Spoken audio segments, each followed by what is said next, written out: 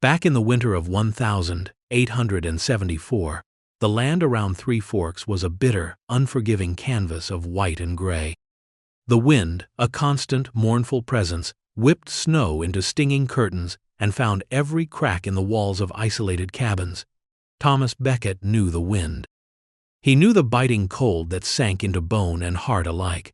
He knew the silence of a house that had once held laughter, now echoing only with the drone of the storm outside and the phantom whispers of memory. His ranch sat miles from the nearest neighbor, a collection of weathered wood structures huddled against the vast emptiness. He'd built it with his wife, Martha, piece by painstaking piece. She had loved the fierce beauty of the land, the way the sky turned impossible colors at sunset, the quiet strength it demanded. They had planned a life here, a family. Then the fever came. It took Martha quickly, ruthlessly, leaving Thomas with a silence so profound it felt like a physical weight crushing his chest. That had been 2 years ago.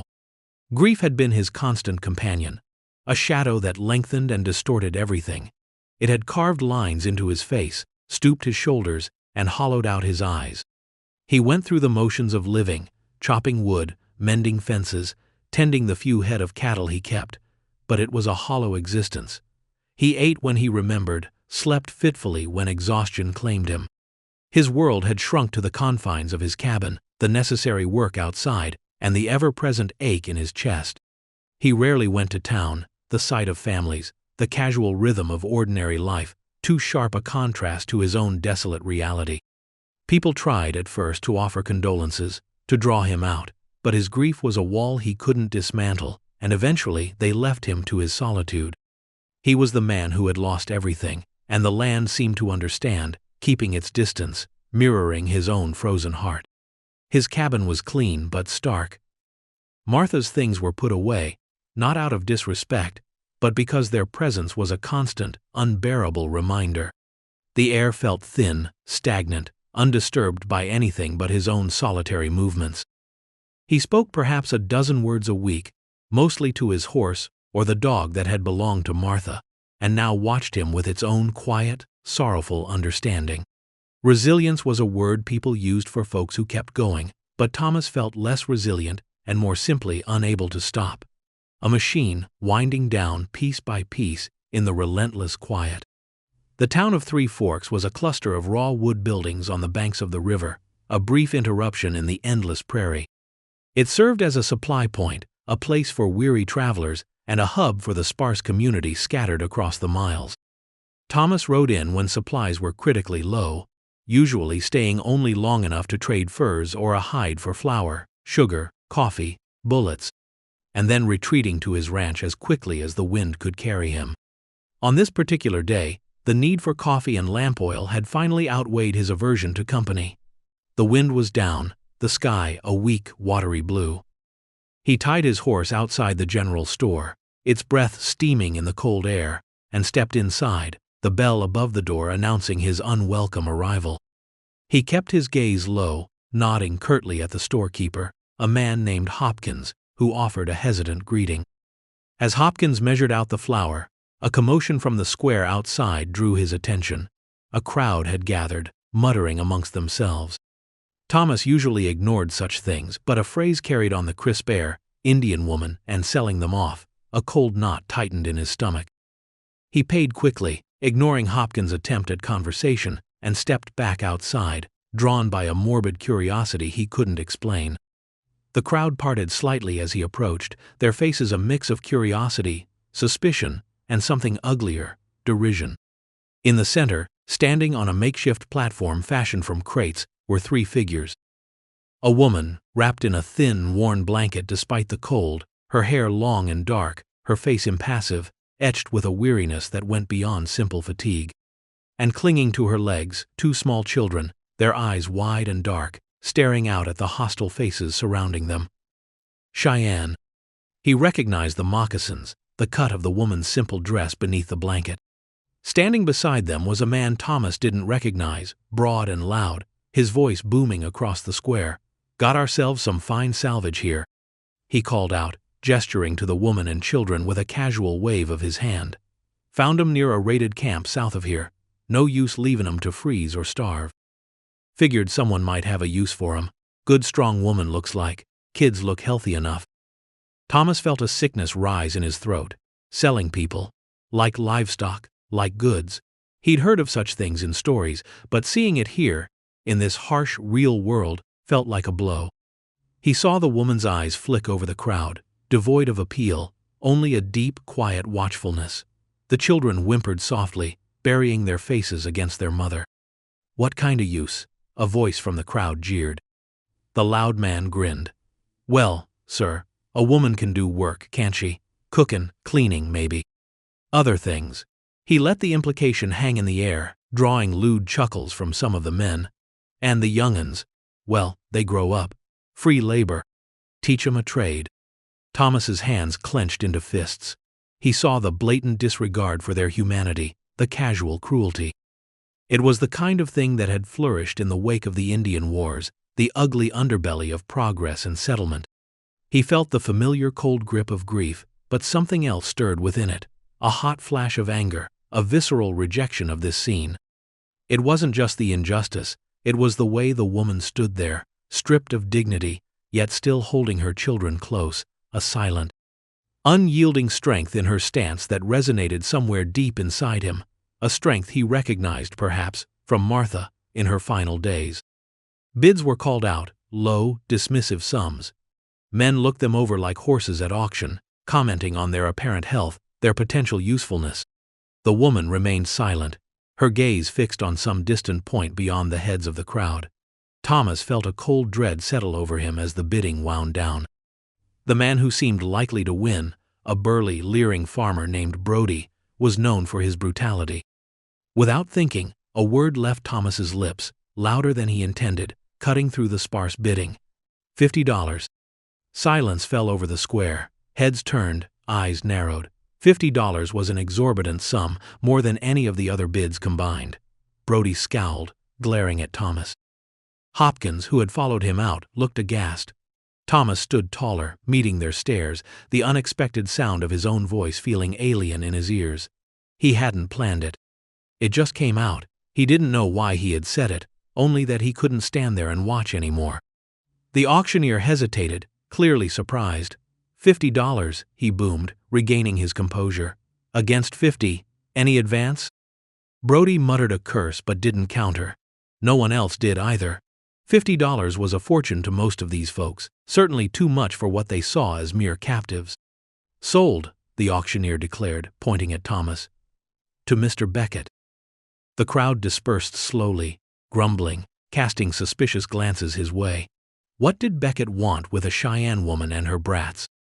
He, the man who barely spoke to anyone, who lived like a hermit in his grief. There was speculation in their eyes, judgment already forming. Thomas walked forward, his legs feeling heavy, the weight of what he had done settling on him. He reached the platform, looking up at the woman. Her eyes, still impassive, met his for the first time. He saw no gratitude, only caution, a deep, weary resignation. "They're yours, Mr. Beckett," the auctioneer said, holding out a rough bill of sale. "Paid fair and square." Thomas nodded, his throat tight. He looked at the children. The smallest, a girl perhaps 4 or 5, peeked out from behind her mother's legs, her eyes enormous. The boy, a little older, maybe 7, stared with a fierce, guarded intensity. "My name is Thomas," he said to the woman, his voice rough with disuse. He didn't know what else to say. He had just bought 3 people. He, who couldn't even take care of himself properly, who lived in a tomb of his own making. What in God's name had he done? The woman didn't speak. She simply gathered the children closer. "Come on," Thomas said, gesturing vaguely towards his horse. "It's a long ride." The journey back to the ranch was silent, strained. Thomas rode ahead, the woman and children following on foot. He had offered his horse, but she had refused with a subtle shake of her head. She walked with a straight back, her pace steady despite the uneven ground and her thin blanket. The children trotted beside her, sometimes stumbling in the deeper snowdrifts. Thomas watched them from time to time, a strange mix of regret and responsibility churning inside him. He had taken them from one terrible situation, but to what? A lonely cabin with a grieving stranger. As they approached the ranch, the isolation of it seemed more pronounced than ever. The cabin, dark and silent, waited like a waiting tomb. He dismounted at the corral, unsaddled his horse, and turned to them. "This is it," he said, stating the obvious. He gestured towards the cabin door. "It's warm inside. I'll get a fire going." She nodded, a slight inclination of her head. She still hadn't spoken. Her silence was not submission, he realized, but a form of enduring strength, a refusal to acknowledge the transaction that had brought her here. He led them inside. The cabin was cold, the air still and damp. He moved to the hearth, kneeling to coax life from the embers banked there. As the flames began to lick at the kindling, casting flickering light, he became aware of them standing just inside the door, huddled together, watching him. The children's eyes seemed even wider in the semi-darkness. He stood up, brushing dust from his knees. I don't have much," he admitted, gesturing around the sparse room.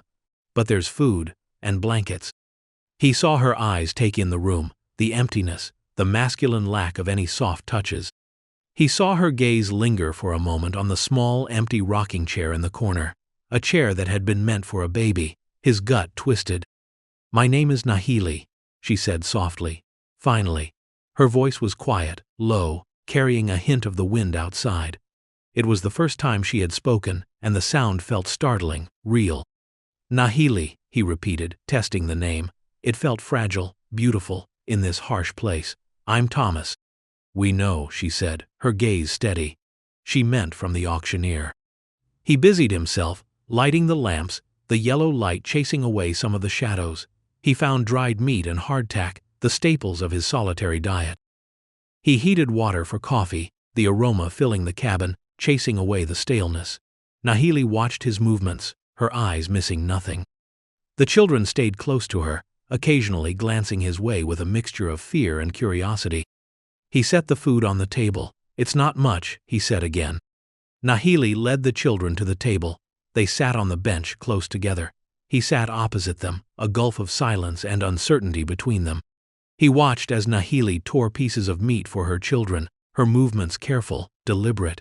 She ate sparingly herself. After they ate, he showed them where the extra blankets were, gesturing to the corner farthest from the door, near the hearth where it would be warmest. "You can sleep there," he said. "It's safer than outside." Nahili nodded. She spread the blankets, creating a small nest for herself and the children. The little girl, whose name Thomas would learn was Ilara, curled up against her mother instantly. The boy, Takakota, sat watching Thomas for a long moment, before reluctantly settling down. Thomas lay in his own bed, across the room, the silence now different. It wasn't empty anymore. It was filled with the quiet breathing of the three people he had brought into his home, into his grief. He didn't know how he would explain this to anyone, or what he would do next. All he knew was that for the first time in 2 years, the crushing weight of his solitude had been disrupted. The first weeks were a study in silence and careful observation. Nahili was resourceful and quiet. She saw what needed doing and did it without being asked. She swept the cabin floor with a branch broom she fashioned herself, somehow making the place feel cleaner, less oppressive. She helped prepare the meager meals, making them stretch further, adding wild herbs she seemed to find even in the frozen landscape. She spoke little, mostly in soft Cheyenne with her children, a language Thomas didn't understand but found strangely soothing. Thomas, in turn, watched her. He saw the lines of worry around her eyes when the children coughed, the way she flinched at sudden loud noises, the quiet determination in her movements. He saw her teach Takakota to sharpen a stick, how to track rabbit prints in the snow.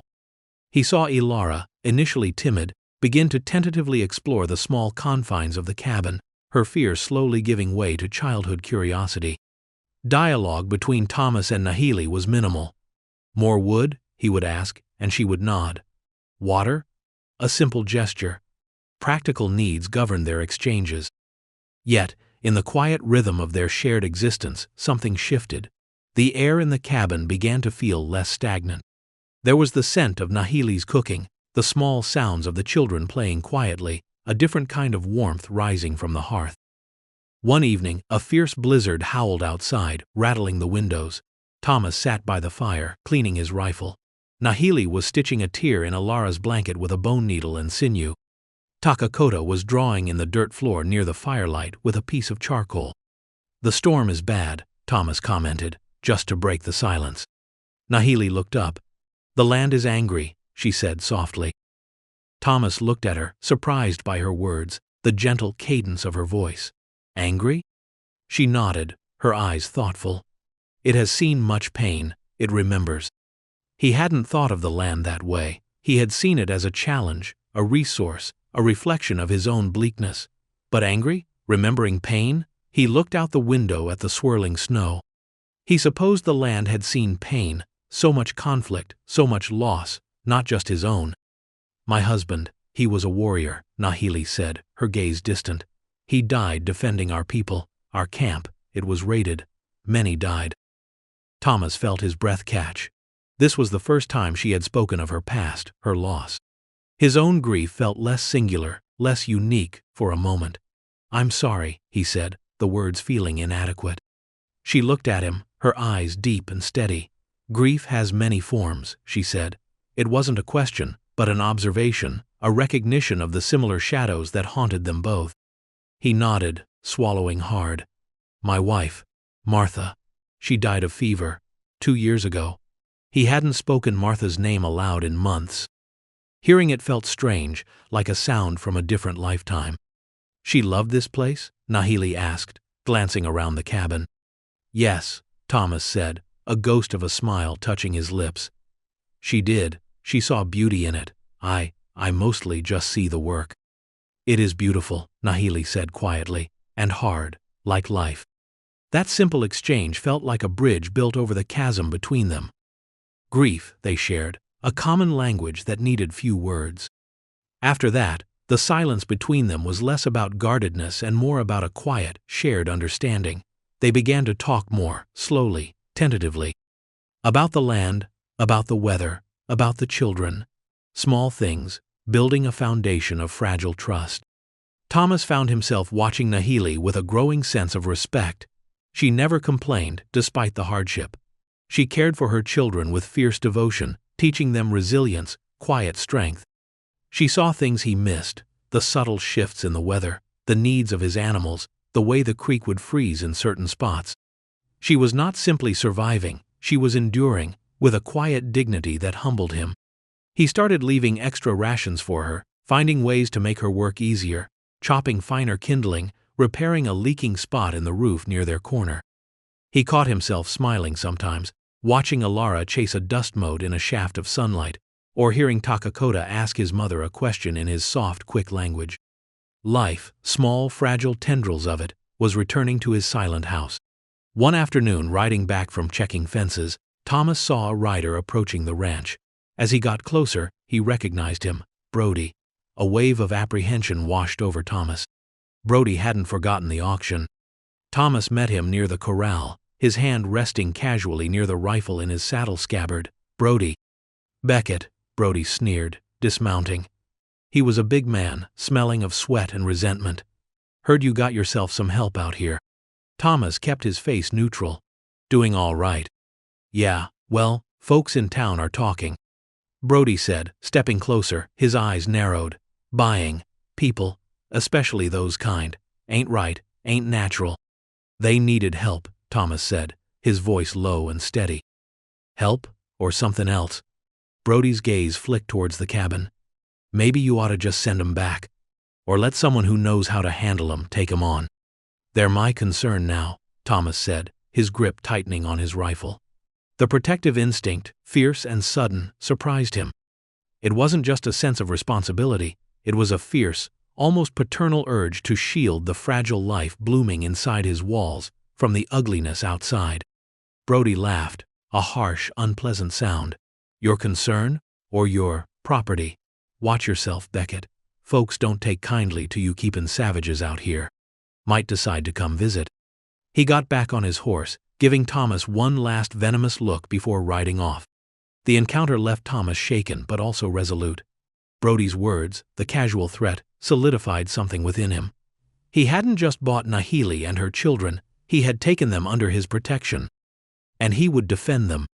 He went inside and told Nahili about the encounter, explaining the prejudice in the town. She listened calmly, her face grave. "They fear what they do not understand," she said, "and they hate what is different." "Some of them just see opportunity," Thomas corrected, thinking of Brody's leering comments at the auction. "Or property." She nodded. "Yes, that too." She looked towards the children, who were playing quietly by the fire. They would take the children. It wasn't a question, it was a statement of fact, a fear she carried constantly. "Not while I'm here," Thomas said, his voice firm. She looked at him, a flicker of something unreadable in her eyes. Not gratitude, not trust yet perhaps, but a recognition of his sincerity. Over the next few weeks the unspoken tension grew. Thomas stayed closer to the ranch, his senses heightened. He checked his traps with his rifle close at hand, scanned the horizon constantly. He taught Nahili how to load and fire his pistol, showing her where he kept extra ammunition. She was a quick study, her hands steady as she followed his instructions. The children became more comfortable. Ilara would sometimes bring him a smooth stone or a feather she found. Takakota, while still guarded, would watch him work with an intensity that reminded Thomas of his mother. He even asked Thomas a question once, hesitant words translated by Nahili, about why the river froze in the middle first. Thomas explained about the current, the slower water near the banks. Takakota listened intently, his dark eyes intelligent. One evening, sitting by the fire, Nahili spoke again of her past, not of war this time, but of her people's ways, their stories, their connection to the land. She spoke of spirits in the wind, of the wisdom of the animals, of the sacredness of the earth. Thomas listened, fascinated. It was a world utterly different from his own practical, often bleak perspective. It was a world filled with meaning, with connections he had lost. He, in turn, found himself talking about Martha, sharing memories he hadn't allowed himself to access in years. He spoke of her laughter, her kindness, the way she could make even the smallest cabin feel like a home. Nahili listened, quiet and attentive, her presence a silent validation of his memories, his loss. In sharing their griefs they were, perhaps, beginning to heal them, together. The spring thaw began tentatively, the days growing longer, the sun gaining strength, but with the thaw came movement. More settlers passing through, rumors of trouble, the general restlessness of a frontier stirring from winter sleep. Thomas knew the threat from town hadn't gone away. It was just waiting for the right moment. That moment came on a clear, cold morning. Thomas was repairing a section of fence near the edge of the property when he saw riders approaching. More than just Brody. There were half a dozen of them, including the town's self-appointed justice of the peace, a puffed-up man named Mr. Abernathy. They rode with a deliberate, menacing air. Thomas dropped his hammer and ran back towards the cabin. "Nahili, Takakota, Ilara, get inside." Nahili was already by the door, the children clinging to her. Her face was grim. "They come," she stated, the words unnecessary. They hurried inside. Thomas grabbed his rifle, checking the load. Nahili had the pistol he'd given her clutched in her hand. Thomas positioned himself at the window, scanning the approaching riders. Brody was in the lead, a triumphant sneer on his face. The riders pulled up short of the cabin, spreading out slightly. Abernathy, seated stiffly on his horse, called out, "Thomas Beckett, we've come to discuss the matter of the heathens you're harboring." "They're not heathens," Thomas called back, his voice tight. "They're people, and this is my home. You have no right here." "You bought stolen property, Beckett," Brody yelled. "Those ain't people. They're captives, property of the state maybe, certainly not yours to keep." "They were being sold like cattle," Thomas shouted back, the memory of the auction fueling his anger. "Is that your justice, Abernathy? Trafficking in human beings?" Abernathy bristled. "We are here for law and order, Beckett. You are harboring savages. It is a danger to the community." "The only danger here is you people," Thomas retorted. Inside the cabin, Takakota peeked from behind his mother's legs, his small face set in a fearful line. Ilara was crying softly, her face buried in Nahili's blanket. "Hand them over, Beckett," Abernathy demanded. "We'll see them properly dealt with, put in a mission maybe, the woman can work off her keep." "Get off my land," Thomas yelled, raising his rifle slightly. This wasn't just about protecting Nahili and the children anymore.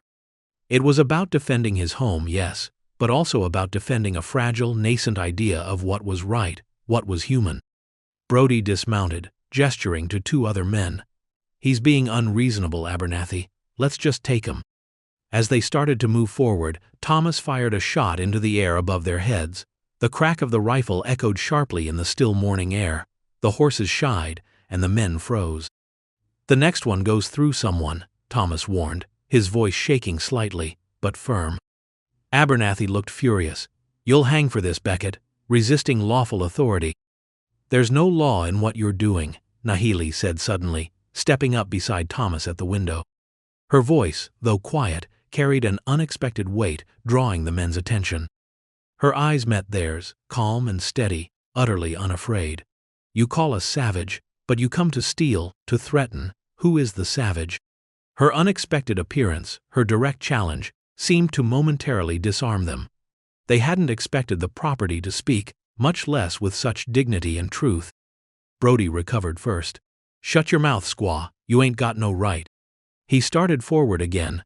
Thomas raised his rifle, aiming this time, but before he could fire, Nahili raised the pistol. Her aim was steady, her hand not trembling. She fired. The shot wasn't aimed at anyone, but it hit the ground right at Brody's feet, kicking up dirt and stones. Brody yelped and stumbled back, startled. "She'll use it," one of the other men muttered, looking unnerved. Abernathy looked from Nahili, standing tall and resolute at the window, to Thomas, his face grim and determined, to Brody, nursing his pride where the bullet had almost hit him. This wasn't the easy intimidation they had expected. They had expected a broken man and a frightened woman. They had found a man who had found something to defend, and a woman who was already a warrior in her own right. "This isn't over, Beckett," Abernathy blustered, but the conviction had gone out of his voice. "We'll be back, with the sheriff. This is far from over." "Any time you want to try," Thomas said, not lowering his rifle. "But you bring that kind of ugliness to my door again, and you won't ride away so easy." Reluctantly, grumbling, the men turned their horses. Brody shot a final hateful glance at the cabin before riding away with the others. Thomas watched until they were small specks on the horizon. He lowered his rifle, his hands trembling now that the immediate danger had passed. He turned to Nahili. She still held the pistol, her face pale but resolute. Takakota and Ilara huddled behind her, wide-eyed. "You shot well," Thomas said, a small, tired smile touching his lips. Nahili lowered the pistol. "You stood against them," she replied, her voice soft. He nodded. "They wouldn't have taken you, not while I could stand." She looked at him then, truly looked at him, and in her eyes he saw not just recognition, but something akin to belonging. The wall between them, built of different worlds and shared pain, finally crumbled. The climax had passed, but the air inside the cabin still crackled with residual tension, and the silence held a new weight, that of shared defiance and a bond forged in the face of external threat. Thomas put away his rifle, his hand steadying. Nahili placed the pistol carefully on the table. Ilara, sensing the immediate danger had receded, cautiously emerged from behind her mother, her eyes still puffy from crying. Takakota remained close to Nahili, but his gaze fixed on Thomas, no longer fearful, but assessing, perhaps even admiring. "They will come back?" Nahili asked quietly, her voice lacking the edge of fear, only practicality. Thomas went to the window, scanning the empty horizon where the riders had disappeared. "Maybe. Abernathy talks big. Brody's a bully. But maybe they saw we wouldn't be easy. Maybe they'll think twice." He paused, turning back to face her. "We showed them we're not afraid." "We stood together," Nahili corrected him softly. "Yes," he agreed, meeting her gaze. "We did." The simple truth of it settled over him, warm and steadying. He hadn't faced them alone, not truly. The strength he had felt, the conviction, had been bolstered by her presence, her quiet courage, the vulnerable lives of the children behind her. The rest of the day was subdued. The ordinary tasks felt different, imbued with the memory of the morning's confrontation. Thomas finished the fence repair. But his mind wasn't solely on the wood and wire. He thought about Abernathy's smug face, Brody's malice, the casual cruelty of the auction. He thought about Nahili's steady hand holding the pistol, her words challenging their prejudice. Inside the cabin, Nahili moved with a quiet grace, preparing their evening meal. The children were subdued, staying close to her, their play muted. The earlier terror lingered in the air, a phantom chill. As dusk settled, bringing with it the deep quiet of the frontier night, they gathered by the fire. Thomas watched Nahili as she fed the children, her touch gentle, her focus entirely on them. Ilara leaned against her, already half asleep. Takakota sat upright, his eyes on the flames, perhaps replaying the events of the morning in his young mind. Thomas found himself speaking, not about the threat, but about the ranch, about the land. He told them about how he and Martha had chosen this spot, about their dreams for it. He spoke of the creek that flowed year-round, the small hidden meadow where wildflowers bloomed in the spring, the way the mountains looked at sunrise. It wasn't just description, it was an offering, an invitation to see the place not just as a shelter from the storm outside, but as a home, a shared space. Nahili listened, occasionally asking a question about the seasons or the animals. She spoke of her people's connection to the earth, the stories that explained the mountains and the rivers. Their words wove together, two different understandings of the same land, meeting and finding common ground. Later, after the children were asleep, curled together under the blankets, Thomas and Nahili sat by the dying fire. The silence between them was comfortable now, companionable. "You saved us," Nahili said, breaking the quiet. It was a simple statement of fact, devoid of excessive emotion, but carrying immense weight. Thomas looked at her, his gaze soft in the firelight. "You saved me too," he said, his voice low. He wasn't sure he could articulate how, but he knew it was true. She and the children had pulled him back from the edge of the abyss his grief had created. They had filled the silence, broken through the numbness, given him a reason to stand, to fight, to live. She met his gaze, her eyes understanding. They sat in comfortable silence for a long time, the fire crackling softly, the wind, a low whisper outside. There were no grand declarations, no promises of a future stretching endlessly before them. The world outside was still harsh, still full of prejudice and danger.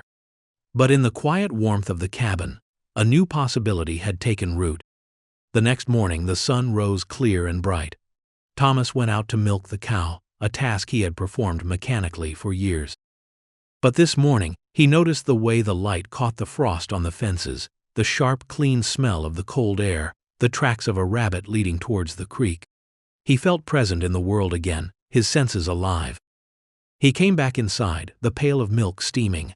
Nahili was already up, the fire blazing, the children stirring. She looked at him as he entered, a small, genuine smile on her face. He smiled back. It felt strange, the muscles of his face unused to the expression, but it felt good. They ate breakfast together, a simple meal of biscuits and milk, but it felt like a feast. Ilara giggled at something Takakota said, a sound that cut through the lingering shadows of the past and filled the cabin with pure, unadulterated joy. Thomas watched them, a warmth spreading through his chest, unfamiliar yet welcome. It wasn't replacing his grief for Martha, but it was creating space alongside it. Space for life, for connection, for hope. The future remained uncertain. Abernathy and Brody might return, bringing more trouble. The challenges of the land, the harshness of the frontier, were ever present. But Thomas no longer felt like a solitary figure battling against the storm alone. He had found unexpected companions, a quiet strength in shared vulnerability, a definition of home that went beyond wood and stone. He had watched in horror as a woman and her children were offered for sale, an act of profound inhumanity. And in stepping forward, in offering his isolated home, he had not only saved them, but had begun the slow, painful, but ultimately redemptive process of finding his own way back to life, to connection, to the quiet, enduring power of a heart that had once been broken, but was now, slowly, tentatively, beginning to heal. The land outside might remember pain, but inside these walls, it was learning to remember hope.